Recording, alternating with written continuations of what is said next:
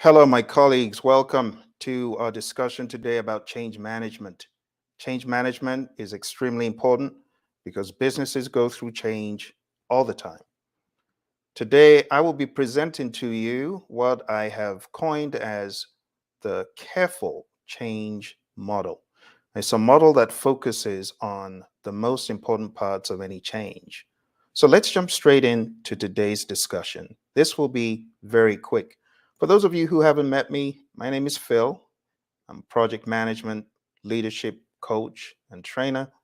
I have been in the world of business and project management for over 2 decades. A lot of experience on the government side working with agencies such as the FBI and NASA, Department of Transport, and others. I've also been fortunate to work in a number of companies from defense and space to gaming and aero. Here are some of the organizations I've been instrumental in training, and my firm is called Praision. Very recently, I wrote a book about change management leadership, and the book was birthed out of a response to the never-ending change around us. The business landscape is constantly evolving, as you must have already realized, with 85% of senior executives reporting a significant increase in change projects in recent years.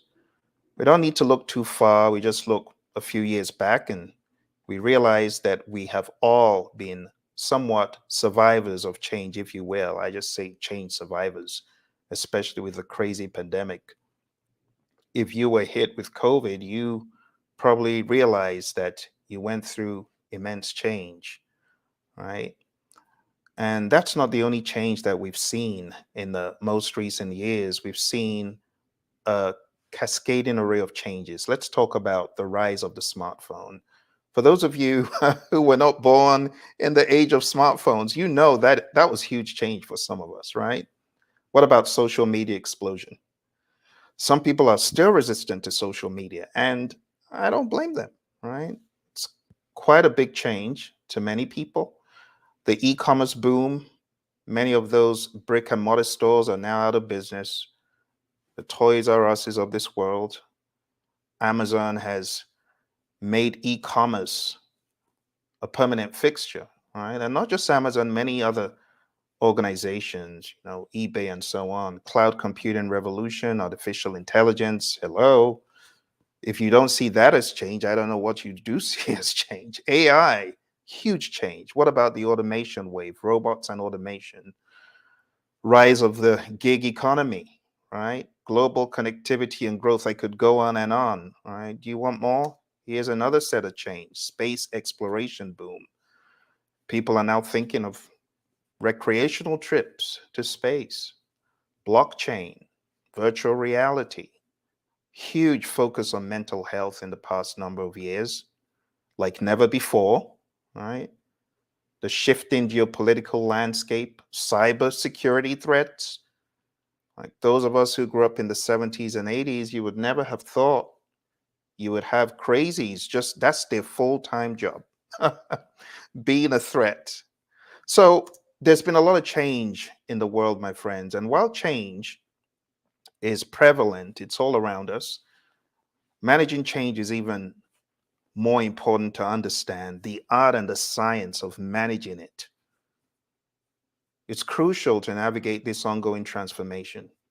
Managing isn't enough. Now, we're talking about change in organizations now, right? There's an art and a science to it. And there's certain things that we need to be aware of as we navigate change. The sobering reality about change management is only 34% of change initiatives succeed. I'm going to be showing you some statistics now. So think about it. Of all the change that goes on in organizations, majority of that change is not successful. The change either doesn't last or people are resistant to the change or other factors. And in the realm of change management, the importance of leadership that is both mindful and empathetic cannot be overstated. What caused me to write this literature was I was in the middle of a very turbulent change in an organization that will remain nameless. But it was very sad because what I saw from management was draconian rule. In other words, change or die, change or perish. If you want to be here, if you want a job, then we don't want to hear it. We don't want to hear it. And you need to get on the bandwagon and obey. Similar to something like this. And I know you can relate. It's like pivot or perish, you peons. You got no voice in the matter. Change or die. And that's not the way change should be. It made me reflect that that change management was trying to push was a huge oversight in change management, the human factor.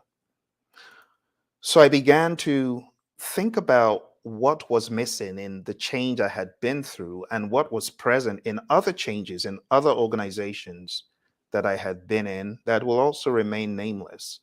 But they are the case studies for my writing this book. And I realized as I began to think about what was missing, comparing and contrasting this to another model of change, or I should say, many other models of change, it was apparent what was missing. It was apparent what was not being emphasized. The PMI, they wrote a book, or a publication, it's called Managing Change in Organizations, and they break down change into different categories. So they have the Bridges transition model, which is a good start, understanding what happens to individuals as they go through change. And that was kind of espoused in the Kubler-Ross model or the change curve. People go through denial. They go through a stage of anger. They start trying to make sense of it, right? Bargaining. Then they could become very depressed. And this is not everyone, but this is change that people view as monumental change. You could call it a level 2 type of change. It's beyond process. This is now personal. And I realized that a lot of organizations don't think about this. They don't think about what people go through. Not everyone. Some people don't care. Some people is like, okay, well, as long as I get a paycheck, I don't care. Not every change is viewed from the right lens. And in my book, I look at change as largely psychological. I look at change as being all about the people, not about the process. So category 1 is like a psychological type of change. Category 2 in PMI's publication is change as a process. And they give us an example of John Carter's model, 8 steps as one goes through change. And then we have category 3, change represented as system models. And this was broken down by Watzlawick, Weekland, and Fitch. And they surmised that most existing theories of change were philosophical. So they broke it down further and they went more into the first order and second order change categories.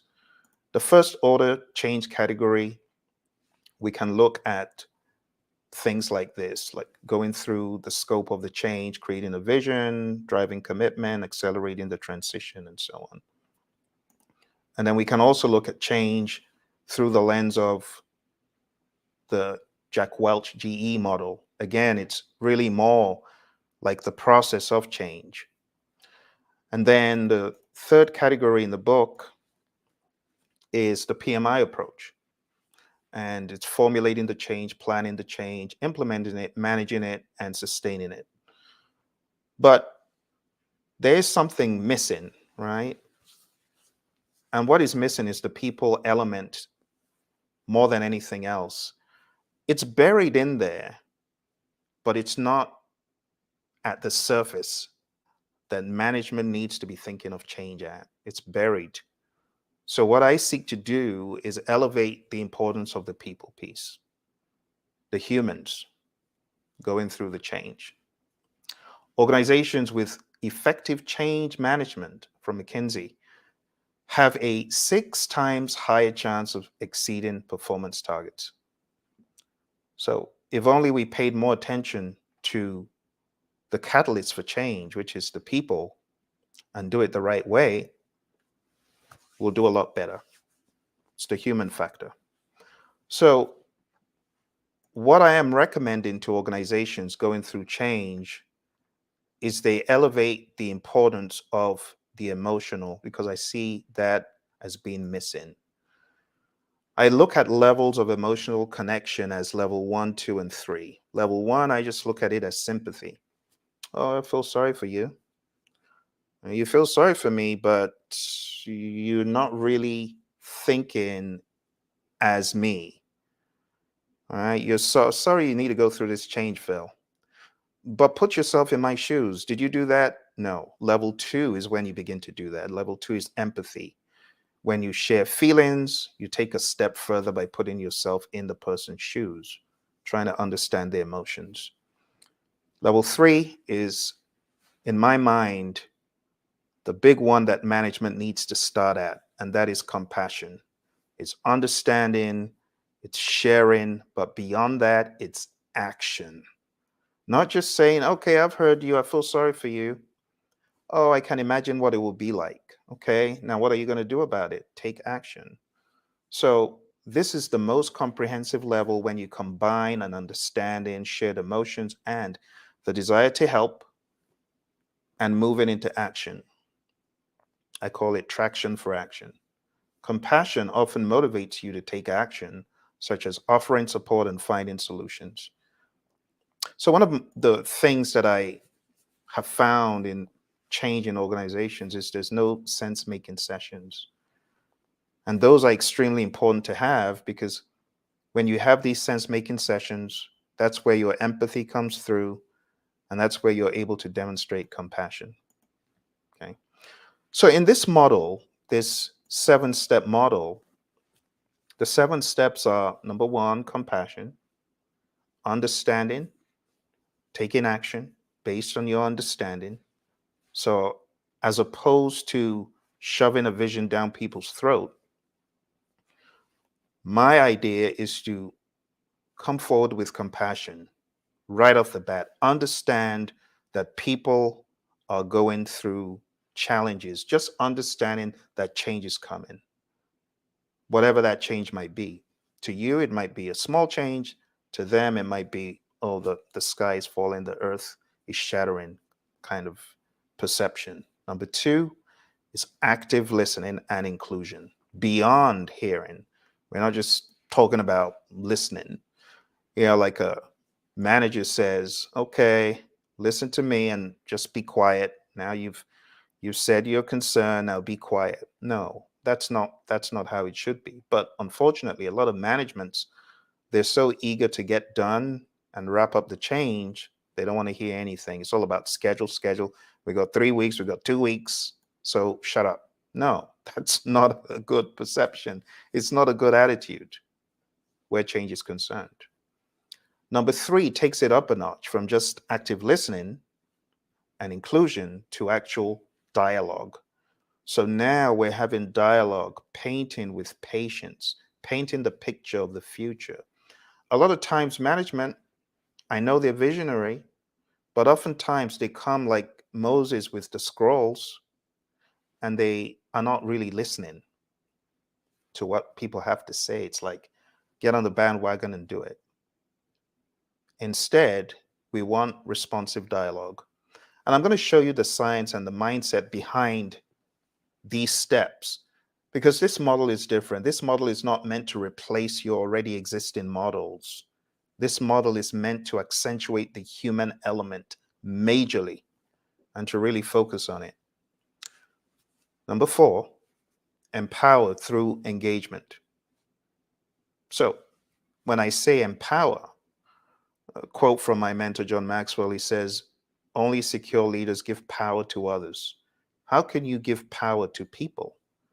You give power to them by making them part of the process, giving them the option, conferring that authority, giving them part of the puzzle to put together. Not, this is what we're going to do. No, empower as much as you can. So empower through engagement. get them engaged, get them part of unraveling the plan, and do it early, right? And craft a collaborative timeline. A lot of times people will just tell you, oh, we got 5 months for this change. But in my mind, there needs to be dialogue about a timeline. I'm not saying it's always possible, but in my mind, there needs to be dialogue. Excuse me. There needs to be a lot of dialogue. All right. Let's go to number 5. Number 5 is flexibility in planning. I just call it being agile. So while you have a timeline that you're thinking of, that you've collaborated on, that you've worked on, there may be opportunities, and you've got to be flexible. Number 6 is unite and empower. So join forces, high level management, join forces with mid-level management, join forces with lower level management, and just look at this as a servant leadership thing. Look at it as a circle without one single person being pointed at in the middle, but understanding this is collaborative. So unite and empower. And you're empowering people in their own respective silos and departments to champion the change, not as a command, but as an empowerment, right? Truly valuing people and seeing the value in all those individuals that you want to change, right? You're thinking, I want my people to use SAP, and your people have concerns because some of them have been using a different system for the past 30 years. And you just want to shut them up and shove them down the alley and say, pivot or die. That's not how to do it. A lot of companies are guilty of this approach. Some of them not as overt, like pivot or die, but it's still draconian rule in a lot of firms, sad to say. Number 7, finally, you got to be lean and you got to think about learning. People have to learn, and you also need to think about the longevity. So we have 3 components in letter L. First of all, you want to do it as painlessly and as efficiently as possible. Secondly, you want to give people ample opportunity to learn and understand that people are diverse in how they learn, right? Remember the J curve that we just looked at? And then longevity. You gotta make it a lasting change. And you know how to make it a lasting change? There are many variables, but the key variable is buy-in, understanding, feeling that this is part of my solution, not the solution management brought, but this is part of my solution. I was part of this. I own this as well. Not management pushed it and pushed it and pushed it on us. Whether it's a system, whether it's a business process that you're re-engineering, you got to get more traction from people. The next thing I want you to observe here are the arrows, very subtle at the top. But the arrows at the top are just here to make you see there needs to be a PDCA mindedness to it, right? A plan, do, check, act mindedness about it. You don't just say, oh, I'm done with compassion, then I move on to active listening. No, no, no. You're always in the compassionate state. You're always in the active listening state. And that continues. You don't leave it alone. It's not like the cycles where you do boom, 1, boom, 2. No. This is iterative. And it is also in some way incremental because you're always adding more and more and more to it. So that is the general idea behind this model. But let me also share with you a few other statistics behind the model. Leaders who demonstrate empathy see a 21% increase in team performance.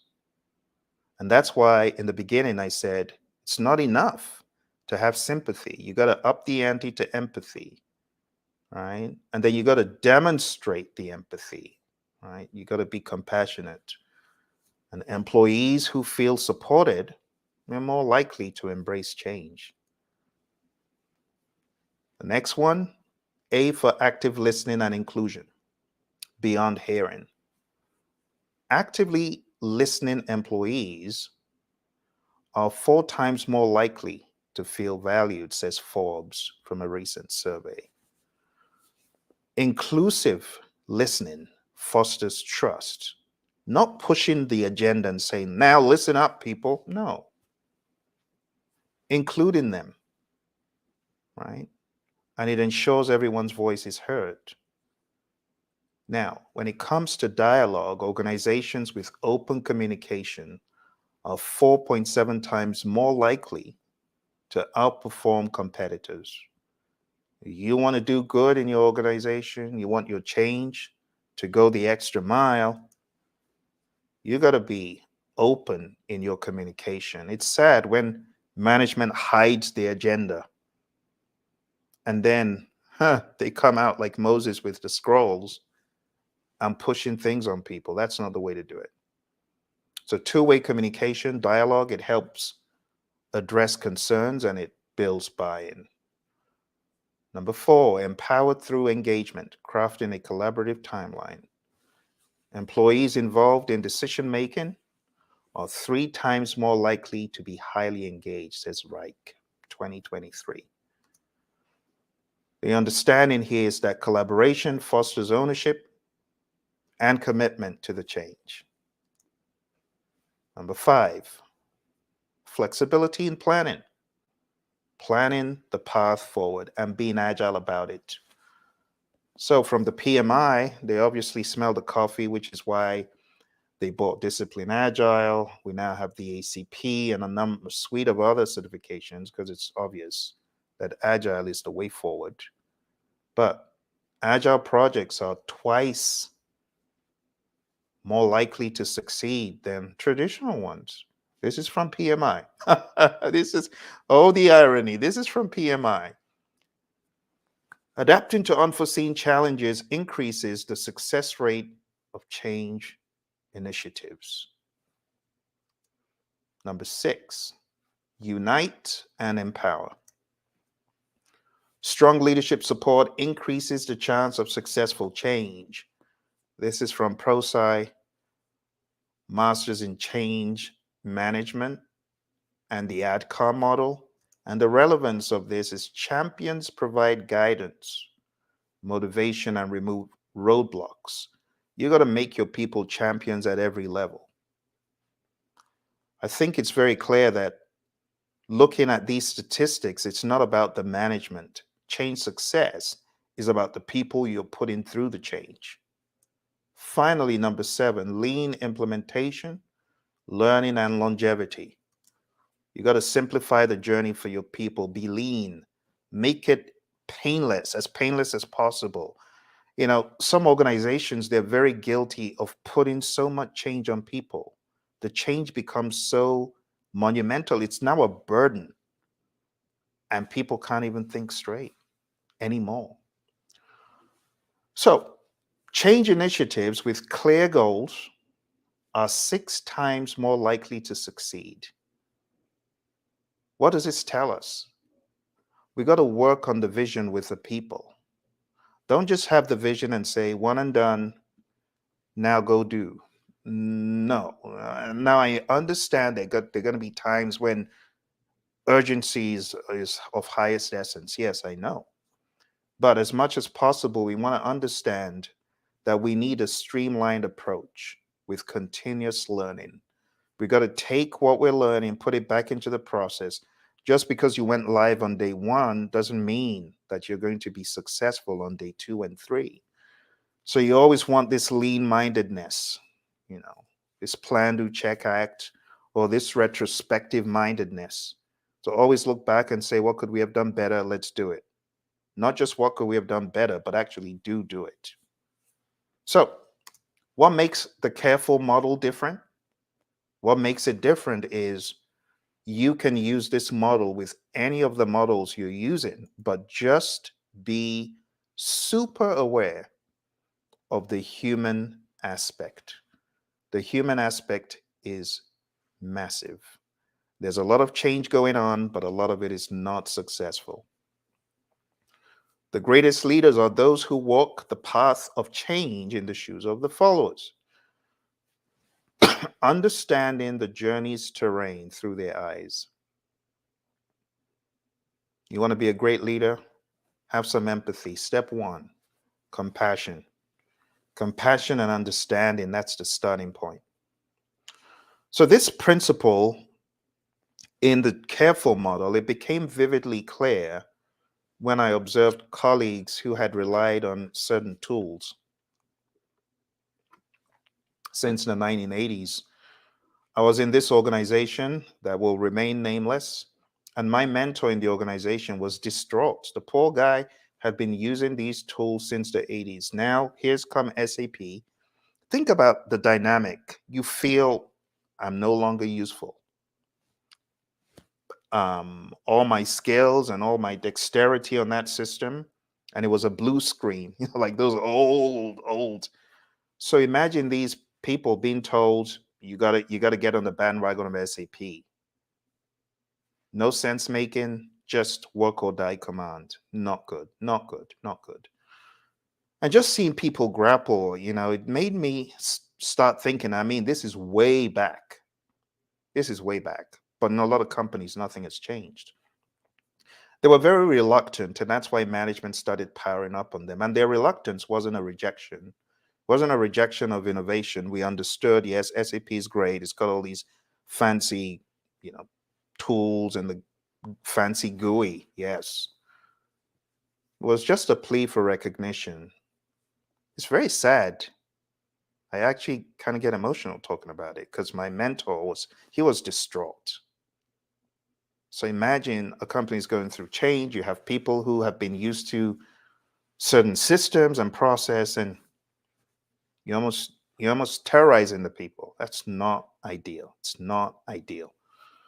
I talked about level 1, 2, and 3 in the beginning, and I said we need to get to compassion, right? Compassion is, yes, I know you studied hard. Maybe I can help. Let's do this, as opposed to level 1. Uh, oh, that's sorry. I'm so sorry you failed, right? You recognize your sadness, but you ain't doing nothing about it. You got an 80, or maybe you got a 90. They got like a 30. And some people, they honestly would say, oh, I'm sorry to hear that, but the next minute they're off. Level 2 is, I know how much you studied for that test. You must feel terrible, kind of resonating with the emotions. But what are you going to do about it? A lot of management, they know they're being draconian, but they don't care. And they ain't doing nothing about their bad behavior. You can do your management a favor and send them this video. Send them the video. Oh dear. Okay. So we got 3 silos here, my friends. I really want to hit home the difference between sympathy, empathy, and compassion. Sympathy is like pity for someone's misfortune. Empathy is the ability to understand and share the feelings of another. Compassion is a deep awareness of and a wish to jump in and act and to act. Okay? So we want to have that compassion. We don't want to be like this horrible boss. It's like pivot peons. Yeah, we don't want to be like that. We don't want to be like this guy. Oh, listen to me and don't say a word. We don't want to be like that. We want to have that compassion, right? What are the inputs to compassion? So this is the model. I take each letter, each word, each piece of the framework, and I'm breaking it down so that everyone truly understands what the inputs to this could be, what they could look like. So, compassion and understanding, there's certain inputs that I would expect. Apart from really sitting down and having wholesome conversations, there's things you could do to enable those conversations to be more productive. So, the inputs are as follows: we have employee feedback on current systems. A lot of management are ignorant about what their people are thinking, and that's no good. You also want to be aware of turnover rates and exit interview data, suggesting a need for improved systems, for example. And then you could have results from an organizational culture survey, which may indicate a readiness for change. And there are many more inputs that you could bring to the table that will help you when it comes to being compassionate, because compassionate needs enablement. Okay, if you don't know, then you ain't gonna do, you ain't gonna say. But if you do know, then you're empowered as management. The tools and techniques for compassion and understanding. Big one of my favorites is empathy mapping sessions. Empathy mapping sessions, this is where you work with cross-functional teams to map out what different stakeholders are saying, what people are feeling and thinking. And you're doing this in relation to the current system, if there is a system change, and the upcoming change. So you really want to get into the heart of what people are thinking. Let's divert for a quick second. I want to go a little bit deeper into this because empathy mapping is lacking a lot of change I see in firms. You got to do empathy mapping intentionally. And you got to look at it as a team process that helps you identify the thoughts and the feelings of a particular group. It could be the entire organization. It could be a subpopulace in the organization, but you do it by looking at the issue through the employee's eyes, right? You don't want it to be like, just do as I say. No, no. You actually want to get into the mind, okay? So the variables that you want to track in an empathy mapping session are what the people say, what they're thinking, what they're feeling, and doing. I used this example because what prompted the book was an SAP tyrannical push. And for example, the stakeholder could say, our current system is slow and not user friendly. I hope the new system will make month end closing easier. What are they thinking? Will I be able to learn the new SAP system quickly? What if my job becomes redundant with the new automation? This was a genuine concern of a lot of my colleagues in that firm. What are they feeling? Anxious, anxiety about the change.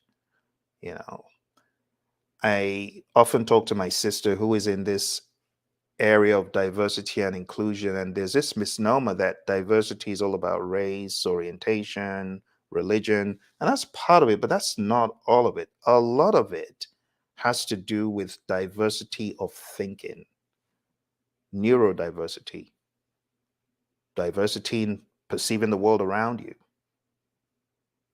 Not everyone is bulletproof to change. Some people, they don't care. They're so resilient, but other people are very fragile.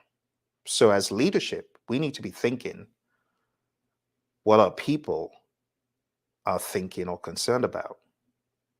That's why this is an empathy map. Empathy is feeling what other people are. And the empathy map helps you become more aware of their feelings. Some people are anxious. Some people excited about the potential for less manual work, but not everyone is like that. My mentor, he was so concerned. He thought, that's it. They're getting rid of me. They're edging me out. Even though that wasn't why. I mean, he's not the only person who used that antiquated system, if you get what I mean. And shares concerns with colleagues, starts reading about SAP to prepare for the change.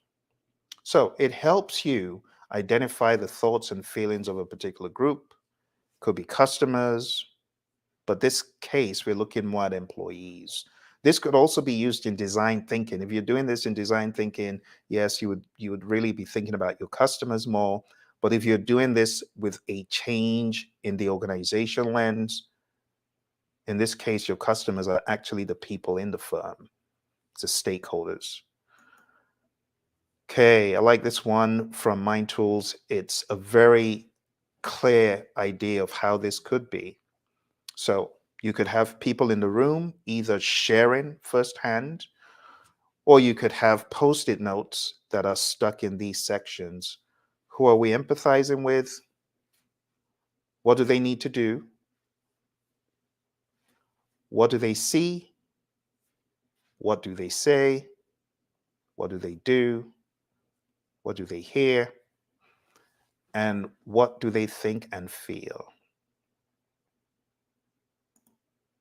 there's one thing that people will never forget, and that is how you make them feel. They may forget about everything else, but if the change makes them feel uncomfortable and not valued, they will never forget that. I haven't forgotten it. This is going on. I don't want to give you the timeline because you'll know the company. But this is going on several decades, But I won't forget the feeling because I empathize with my mentor. I felt so bad for him. And this is a guy who taught me, he sat me down and taught me all I needed to know about that system. So I was really feeling his pain, really feeling his pain. All right. So for those of you who just come in, we're talking about the aspect of compassion in my framework, the careful model. And we're talking about tools and techniques. I know it may sound a little bit strange to some people that it sounds a bit scientific, but they are techniques, right? For you to do a good job with compassion and understanding. You got to get down to the bottom of what people are thinking and feeling and saying. And people need to know it's a safe space. So you always need to let people know, don't worry, everything that you say here, it's safe. Get candid, honest opinions are sought. The output, you could get an empathy map for each stakeholder group affected by the transformation. You could also work on a summary report of focus groups, findings, detailing common concerns and sentiments about the change. And when you put together focus groups, again, it needs to be done, in my mind, with all levels. Don't just look, oh, senior management is all going to be in this focus group. No, have diverse levels. Have everyone from the janitor to the CEO as potential people on that focus group. That's how you're going to get the best. Make it a safe space. We all just play roles. That's the idea. All right. A summary report could look something like this. All right. You could have the key concerns raised, suggestions for leadership, and the general emotional temperature. This can be done by people who are very good at summarizing, very good at looking at data quick. Okay. And my friends, that's it for today. We have come to the end of my introduction to the careful model, and we just went through the compassion piece, the very first one. On the 2nd of April, I will be presenting this in a lot more detail. If you want to be part of that webinar, just stay tuned to the projectmanagementdoctor.com website. The announcement will be up there when the webinar will hold. It will actually be at 11 a.m. Eastern. I'll be joined by a couple of my awesome colleagues, be joined by Robert Annis, business psychologist, and my mentor in Agile, Roy Schilling. We will all be discussing the careful model, breaking it apart, and revealing further insights. So if you want to be part of that, just stay tuned to projectmanagementdoctor.com. You'll be seeing an announcement in the week that follows. Okay, if you have any questions, feel free to put them in the chat. I would love to take questions that you have. I see that we had a chat come in, and this is from Dirk. Well, thank you, Dirk, for chatting in. Dirk says, hello, lived in the Caribbean. How can I get my hands on some of your materials?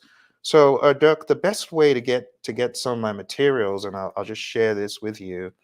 You could go on Amazon. There are a number of books that you can find on Amazon, but you can also find books on this site. Let me see if I can send you a link to where you can find some of our materials. If you go to the praizion.com site, which will lead to the website I just mentioned, the projectmanagementdoctor.com. You will also be able to get some of our courses. You'll be able to download some of our materials. This book is on a different website. And let's see if I can get it up to share with you. I will put a link, actually. I'm going to put a link to the book. And thank you for asking. Let's put a link to the book.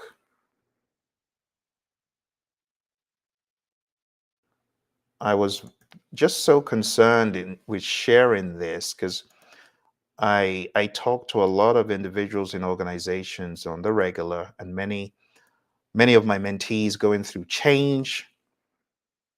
I hear these recurring tales about what they're going through. So I'm hoping that this gives some sort of comfort to those going through crazy change at the moment. So that's the book. Let's go ahead and let me share it. If I can get that open. Okay. So that's the book. It's called Change Management Leadership. And the book also comes with 16 templates of tools that could possibly be used by those going through change, especially those finding it hard. So, Dirk, thank you for the question. I hope that gives you some clarity on how to get our materials. But if you go to the praision.com site, you'll be able to get a whole lot more of our materials there. Okay. Well, thank you very much, everyone. For those of you going through change, be tenacious, be dogged, be rugged, speak up. Don't be silent. Okay. I know people are scared, but if your conviction is moving you to say something, not in a bad way. You see, we don't want to be like what my buddy, we call him Dr. Rick Brinkman. What we call him is the conscious communicator, because he talks about conscious communication and being a loose cannon, being a grenade. You don't want to be a grenade that Dr. Rick's talking about, because a grenade just destroys everything in its environs. We don't want to do that. We want to have a more controlled response to sharing our concerns. So don't be a grenade. You got to be a conscious communicator, which is being aware of your emotions. So if you're going through change that's difficult and you want to share your perspectives with management, yelling doesn't do any good. Tearing people down doesn't do any good. Try your best to deliver it in a measured, sensible way, especially in the business place. Being a grenade, it doesn't help. Okay. Well, thank you all very much. Thank you, Dirk. I appreciate you joining. And thanks everyone else who joined on the different platforms. Those of you on YouTube and Facebook and Twitter, thank you all very much. I look forward to speaking to you again very soon. You take care, and bye for now.